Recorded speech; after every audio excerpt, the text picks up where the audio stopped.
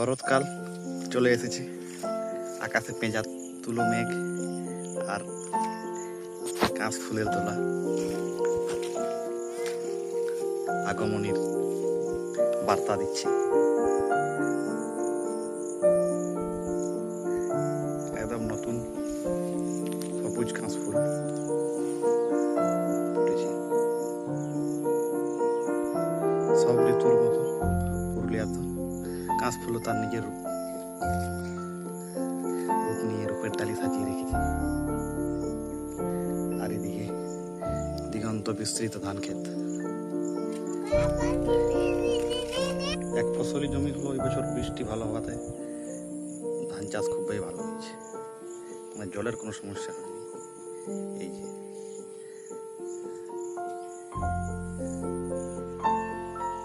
আর বছর সূর্য দেখা পাওয়া মানে ভাগ্যের ব্যাপার। আর এই সূর্যের আলোয় একদম কাশ ফুলগুলো শ্বেত শুভ্র হয়ে উঠেছে, একদম ঝকঝক করছে সাদা।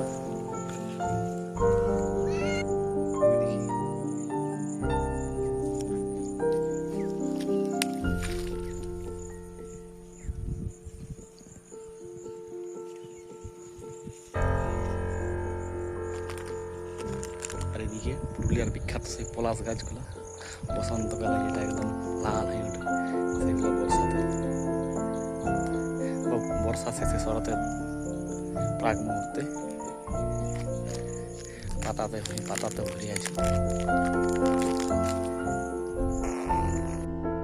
প্রচুর বৃষ্টিপাত হয়েছে, মানে আমরা জীবনে এত বৃষ্টিপাত পুরুলিয়াতে দেখিনি, এত বৃষ্টিপাত হয়েছে।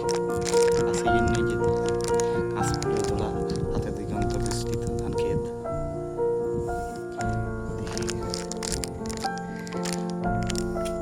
শরৎ আর বর্ষার মিলনস্থলের মেঘ, কখনো রোদ, কখনো মেঘ, কখনো তাদের লুকোচুরি খেলা। এদিকে যে রোদ উঠছে।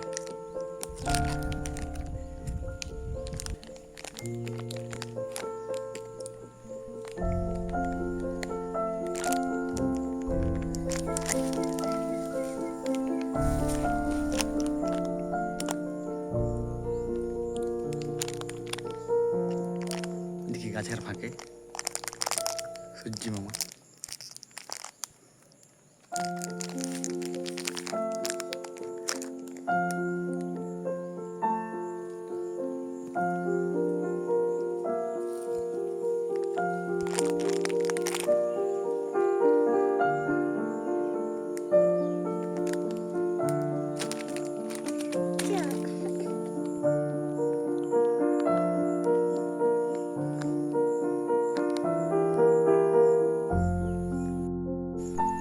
শুধু এই প্রকৃতির কোলে আকাশটিকে দেখো, তখন মন ভরে যায়।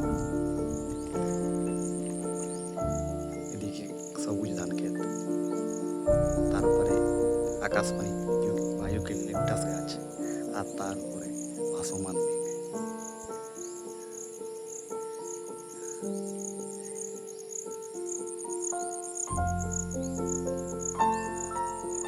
ওখানেও কাশ ফুল ধরেছে।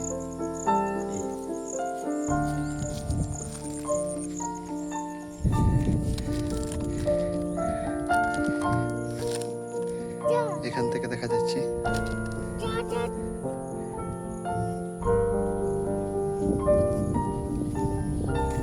মেঘ আর সূর্যের লুকোচুরি খেলা চলছে।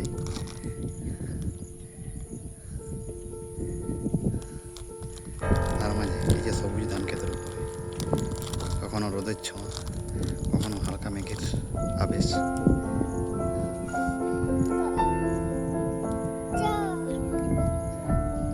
আর ওইদিকে সবুজ পলাশ গাছ, আর নিচে সাদা সাদা ঘাস ফুল। আর ওইদিকে উপরের দিকে সাদা মেঘ।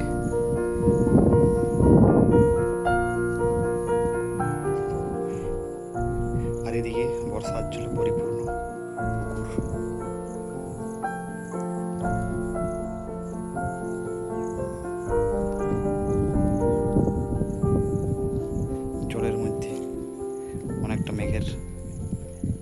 ফুটে উঠছে প্রতি ছবি।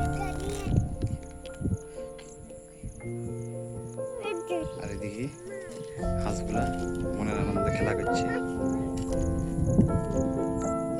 আর এদিকে এই সোনাঝুরি গাছের পাতাগুলো তো হলুদ হলুদ ফুল নিয়েছে। এই ফুলগুলা যখন ঝরে যায় তখন নিচটা এবং বাঁধের উপরে এগুলো খেলে খেলে ফেলা এবং হলুদে দেখা যায়। এই যে হলুদ ফুলগুলা